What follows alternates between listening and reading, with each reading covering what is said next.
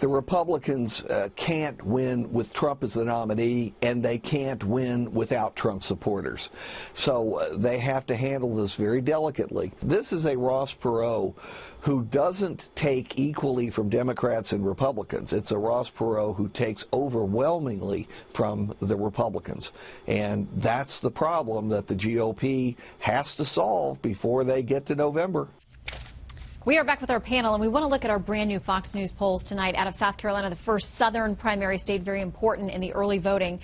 There, Trump again is running away with it at 35%, 20 points ahead of the nearest challenger, Ben Carlson. And as for whether the GOP needs Trump worse than he needs them, here's what he had to say today about that pledge that he signed to support the nominee and whether he's going to stick with it.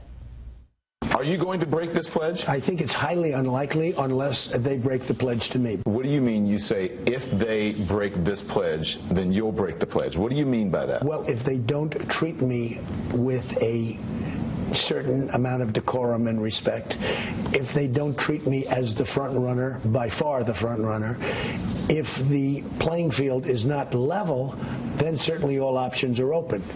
But that's nothing I want to do. Charles, he didn't just leave the door ajar. It's sort of been kicked open there in the last week or so with several comments about this pledge and what it would take for him to leave or stay.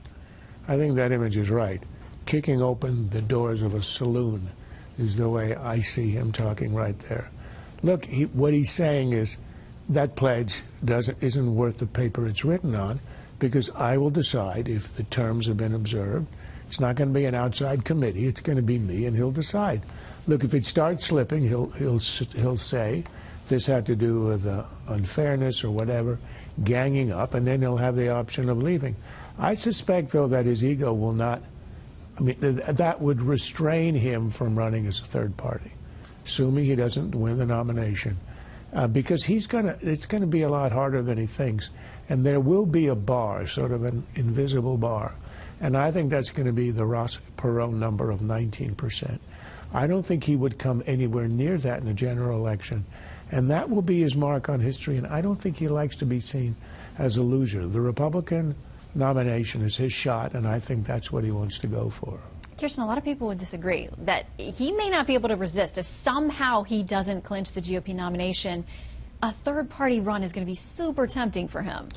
Yeah, especially if he feels like he's been mistreated. Right. I think that's the most important thing. And he has all these people behind him who want to stay behind him. I think people have a very hard time walking away from things like that. You know, I think one of the interesting things in the poll that just came out, though, is that 42% of the people asked that they believe that Trump is the best person to beat Hillary. This is completely disconnected from every other poll. I mean, he is far and away being, you know, the NBC poll has Hillary beating him by 11 points, only has Rubio getting beaten by 3 points. So it's interesting that they really do believe that he has some sort of, that he's the guy that's somehow going to win the election, when in fact it's probably the opposite. And I don't know if that message can get through to them or if they don't care. You know, maybe they don't care. Maybe they just want to blow up the Republican Party. Well, another interesting poll that he is also atop of out of our new numbers today, GOP candidate you would never support. He's at the top of that list, too. Trump is atop that at 24%, followed by Bush, Graham, Kasich, and Paul. So, Tucker, he's the top. We love him the most, and we would never vote for him. I find this hilarious, the concern about him running third party. Too late. He already is running as the third party candidate. He rejects the most basic elements of Republican orthodoxy on economics, on foreign policy. The donor class in the Republican Party hates him, maybe more than Obama. The head of the Republican Party denounced him personally on television yesterday. Donald Trump is not running as a Republican, which may be part of the reason he's leading. This is a message to Republicans. The acid test will be, how does he fare next week and the week after, as his remarks about Muslim immigration sink in or digested by voters. I'm not at all sure that's going to hurt his numbers. Yes, he's reckless. Yes, he's imprecise in his language. Is he more reckless, though, than an administration that wants to move people directly from the Syrian battlefield at public expense to the United States and just kind of hope it works out, as it hasn't in Europe or Scandinavia? I mean, I'm not defending Trump or those comments, which I disagree with, but you have to put them in context. And the context is the Obama administration is unwilling to take this seriously. People look at Trump and they're like, you know what, he's kind of crazy, kind of out there, but he is genuinely worried about ISIS, and that's meaningful. Right, and it what's resonates. illogical about that is that he's not running against Obama. I think He's you're right. running against Rubio and Yes. Cruz and Jeb. So I think if your calculation is going to be, is he more reckless than Obama, I could see how you could say, well, this administration is taking us over a cliff. But he's got a bunch of serious opposition in the Republican Party that I think he is not being matched up against, and I think that has to do with this persona, the bigness of it, the brashness, and the fact that he doesn't really care, and that's the appeal.